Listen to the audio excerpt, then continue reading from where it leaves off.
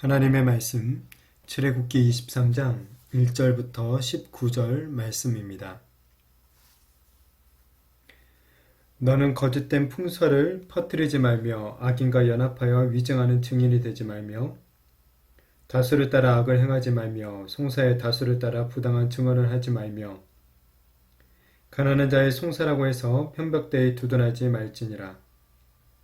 내가 만일 내 원수의 길 잃은 소나 나귀를 보거든 반드시 그 사람에게로 돌릴지며 내가 만일 너를 미워하는 자의 나귀가 짐을 싣고 엎드려짐을 보거든 그것을 버려두지 말고 그것을 도와 그 짐을 부릴지니라.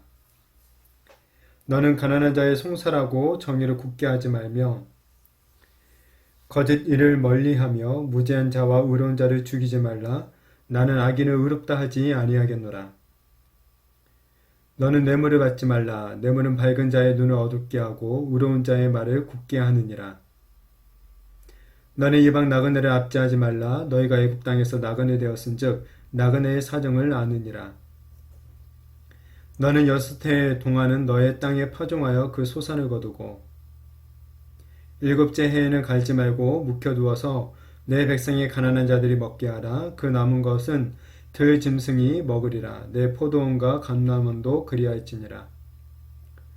너는 6해 동안에 내 일을 하고 7째 날에는 쉬라. 내 소와 나귀가 쉴 것이며 내 여종의 자식과 나그네가 숨을 돌리리라.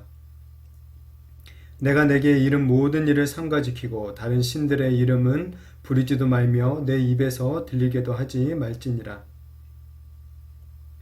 너는 매년 3번 내게 절기를 지킬지니라.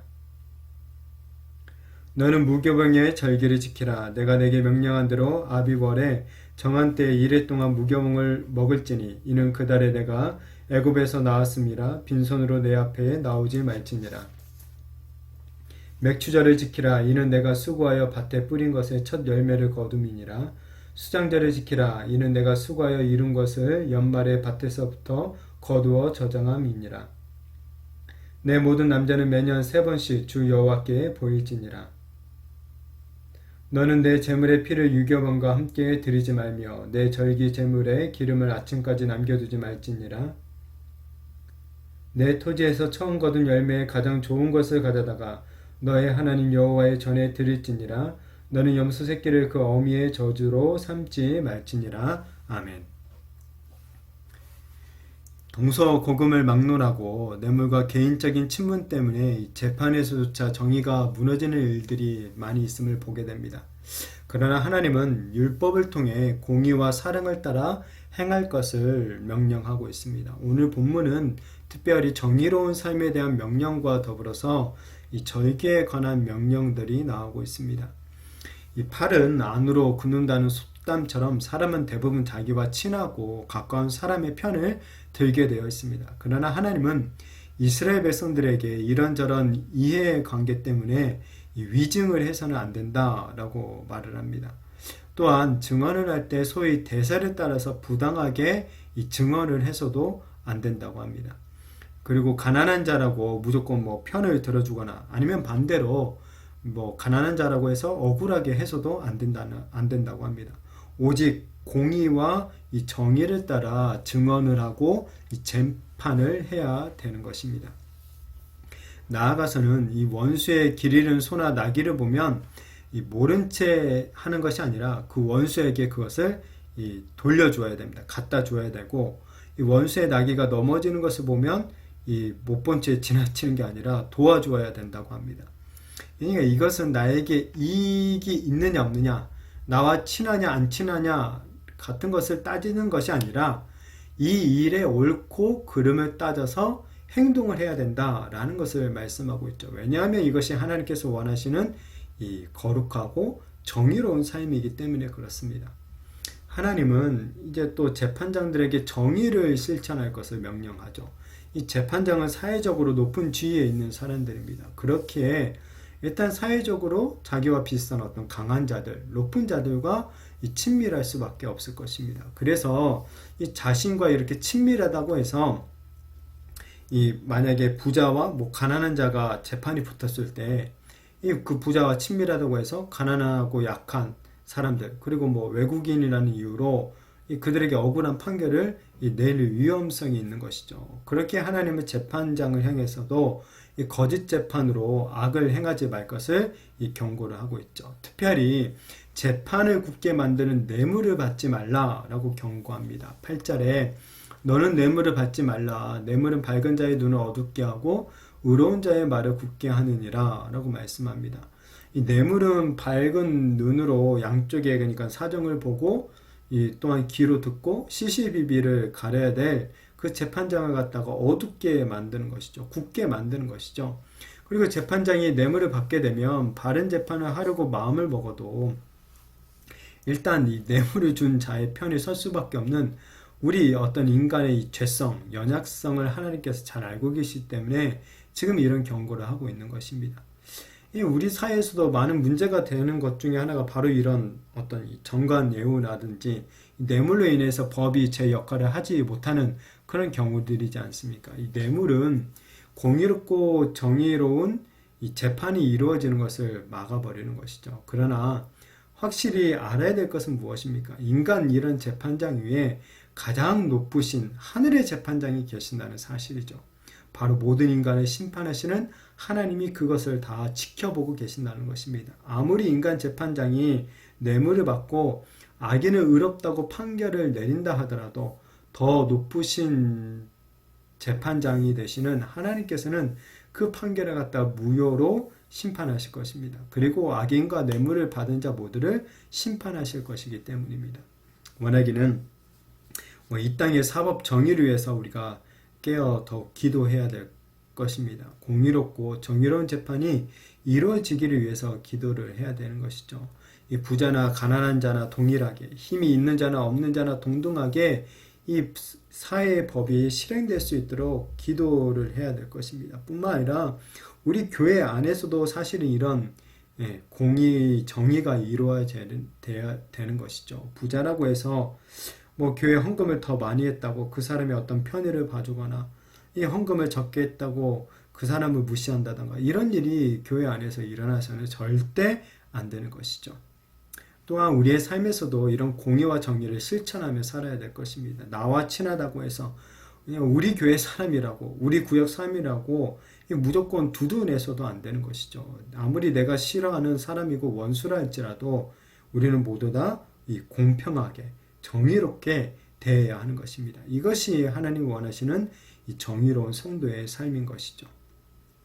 다음으로는 안식년과 안식일에 대한 규정을 말씀합니다. 사실 안식년과 안식일도 이 사회 정의와 밀접한 관계를 가지고 있는 규정입니다. 특히 안식년 그리고 오늘 나오지는 않지만 희년제도는 이 부의 재분배의 효과적인 방법이었습니다.